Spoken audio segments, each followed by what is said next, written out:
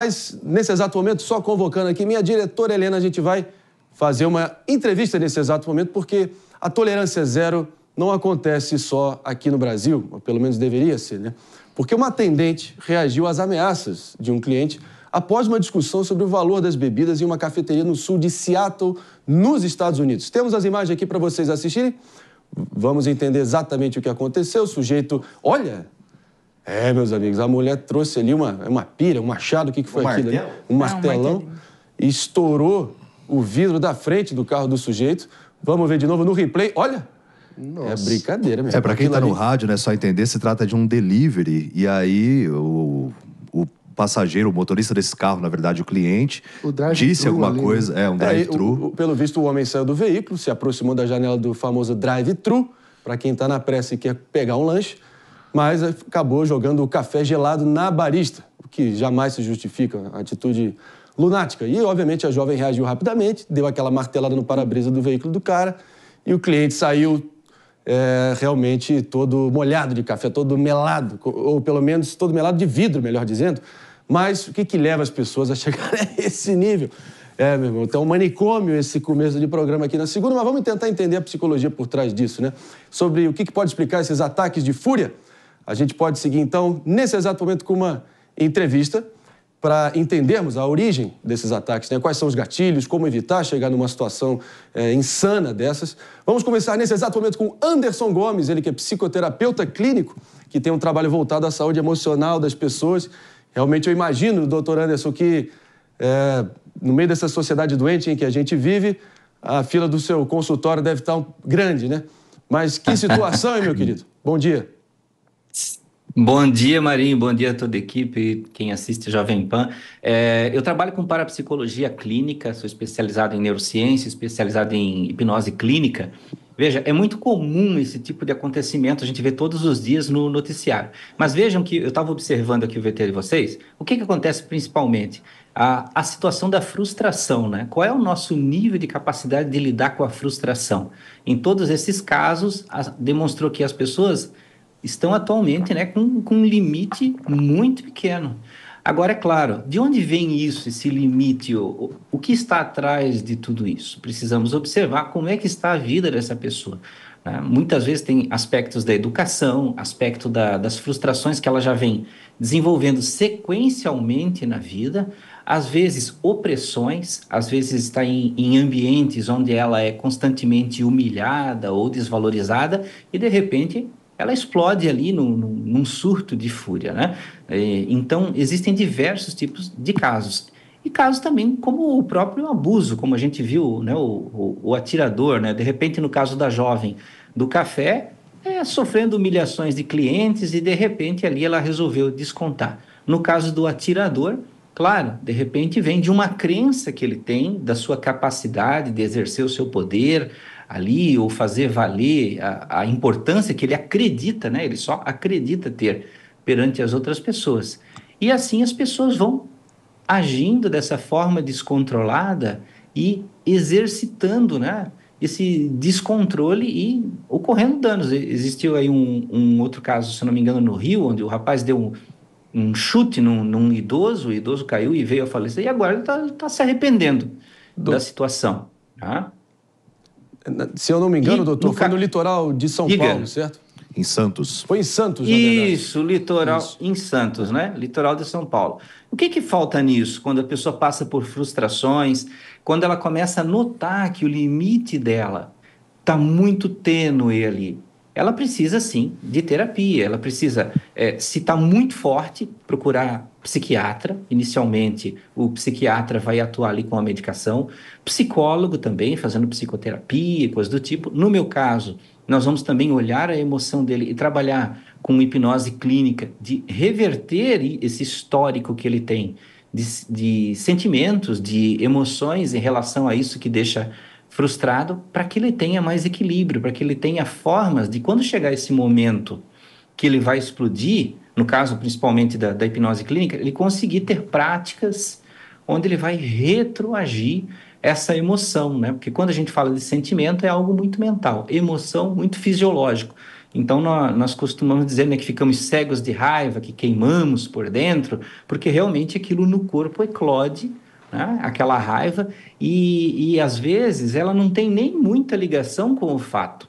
A pessoa que está ali, às vezes, naquele momento da explosão, ela está recebendo só ali, né, a carga total daquilo que a pessoa está segurando, de situações que ocorreram e ela se frustrou, ou de momentos que ela queria se comunicar. A comunicação é muito importante.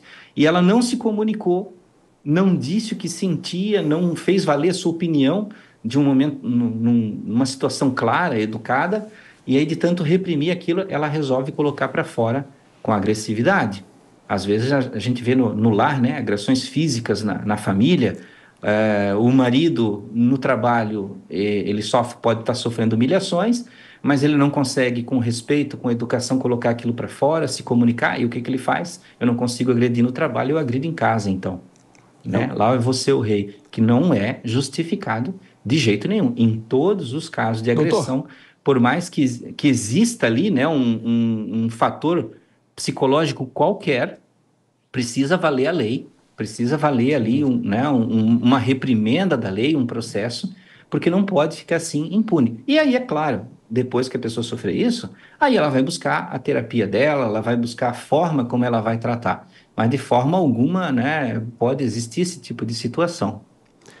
Eu sou da tese, ou pelo menos eu tento aqui na nossa atuação no Morning Show, sempre tentar individualizar a culpa, não socializar, tentar evitar colocar todo mundo no mesmo balaio, mas a gente vê casos como esse se avolumando e parece que realmente tem uma tendência em curso. As pessoas parecem que estão com um pavio cada vez mais curto, precisando ser alongado urgentemente para ter um convívio em sociedade minimamente decente e harmonioso, né? Eu trago para você, doutor, um outro caso lá no Paraná que aconteceu, um caso absolutamente horroroso. Um homem de 40 anos morreu esfaqueado dentro de um ônibus em Curitiba. Várias testemunhas ali dentro disseram que ele foi agredido até a morte ao tentar defender um casal gay que estava sendo vítima de ataques homofóbicos. E os dois suspeitos, obviamente, ainda bem, né? Pelo menos foram presos e que sejam devidamente punidos. Mas, realmente, o que pode explicar isso? Eu trazendo o exemplo dos Estados Unidos, eu tenho certeza que essa tendência se aplica no Brasil, doutor, porque o paciente, hoje em dia, um aluno de ensino médio nos Estados Unidos hoje, tem o mesmo grau de ansiedade que o paciente médio adulto tinha nos anos 50 nos Estados Unidos. Olha como esse grau de ansiedade, as preocupações da vida, se martirizando, foi antecipado na experiência das pessoas, né, doutor? O que você acha? Nós temos diversos tipos de situações que passamos durante a vida e nós criamos símbolos sobre tudo isso que a gente passa e associamos esses símbolos aos nossos sofrimentos particulares, às coisas que interpretamos, como, por exemplo, o caso que você falou do ônibus. Por mais que a pessoa quisesse defender alguém e que ela tenha dentro da mente dela um histórico ali de frustrações dentro da sua história, e essa frustração seja justificável, né? Você está frustrado, mas de forma alguma você pode fazer essa defesa com a agressão. De jeito nenhum. Você, é claro, tem que buscar a lei, como está presente aí, né, o delegado, né? Não tem como você resolver fazer justiça com as suas mãos, com os teus recursos, até porque o cara que queria como existem casos, né, que foi morto. Só vamos trazer aqui uma observação do Mano Ferreira, doutor, por favor.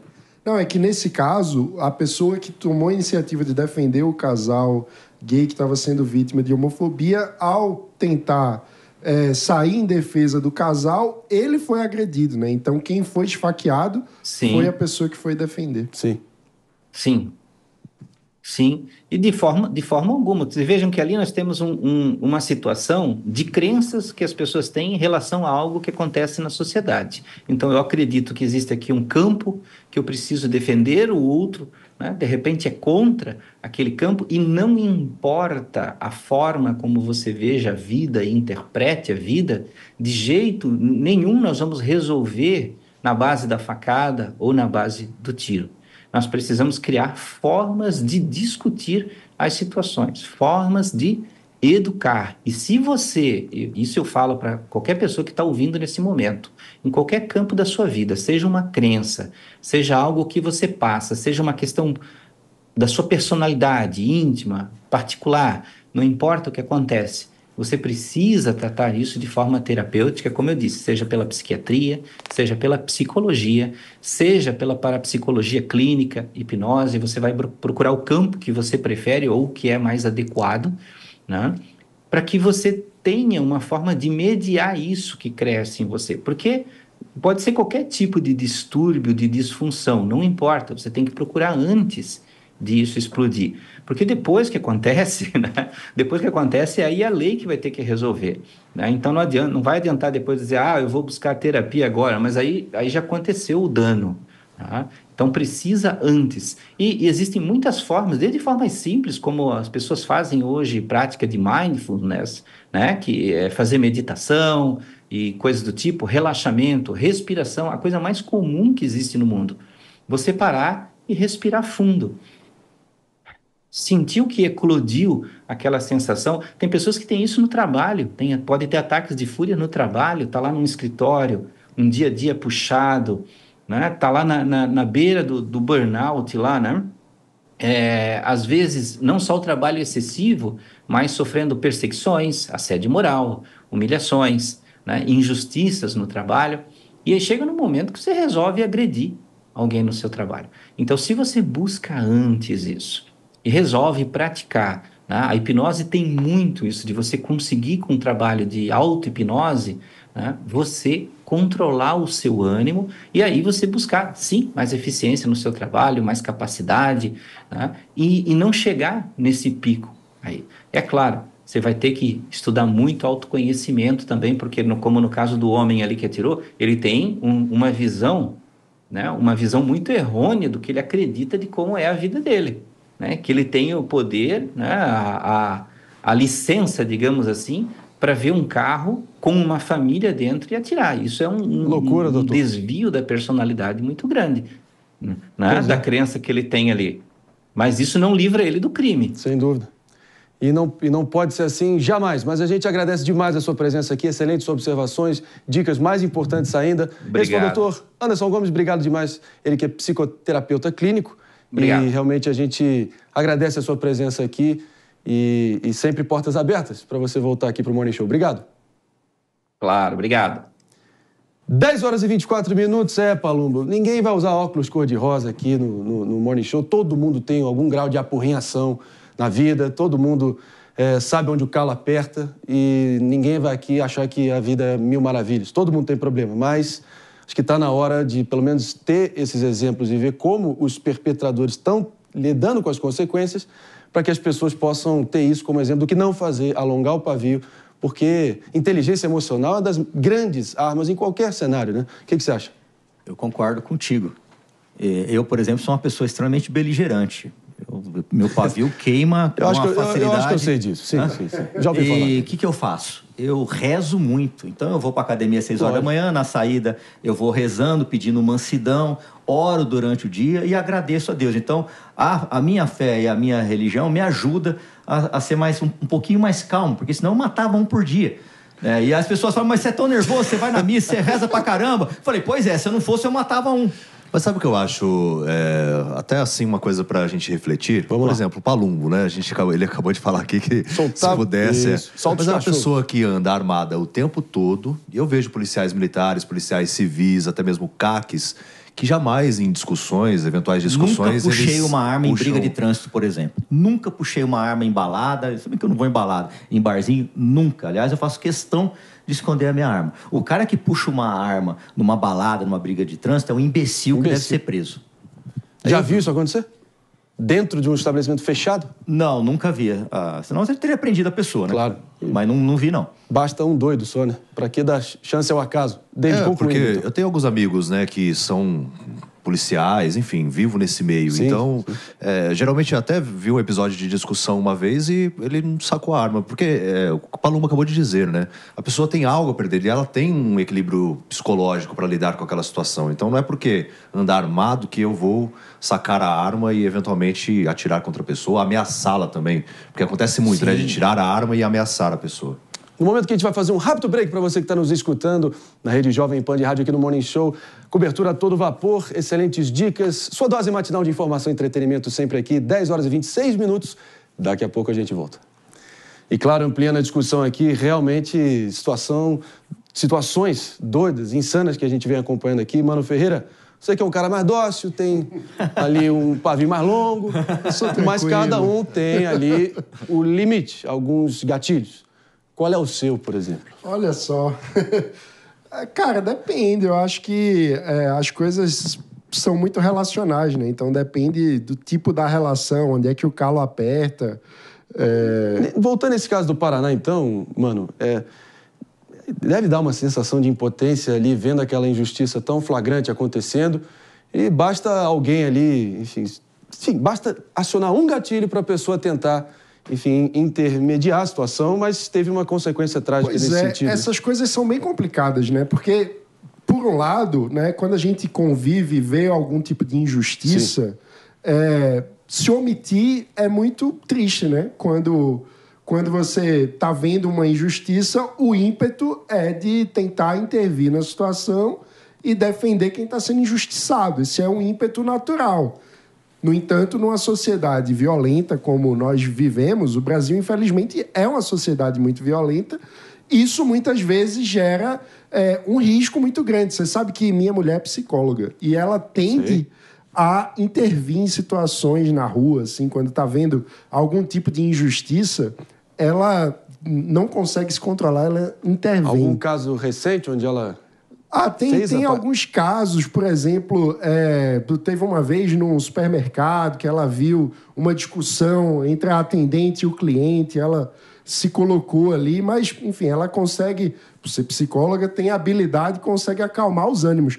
Mas eu sempre fico com o coração na mão, dizendo, qualquer dia isso vai dar ruim aí, porque quando as pessoas estão fora de si, muitas vezes reagem à intervenção do outro já na base da porrada, já indo para confusão, né? Então, é sempre muito delicado. Como que a gente pode, nos conflitos que emergem na sociedade, lidar com eles tentando diminuí-los e não amplificá-los, né? Porque, na prática, o que acabou ocorrendo nesse caso foi isso. Quando você tenta intervir e não tem necessariamente a melhor técnica, o melhor método para intervir, muitas vezes você acaba piorando a situação que você queria remediar.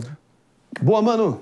Sempre da turma do deixa disso. Tá certo, mas também tem que ter calma. Tem que ter calma.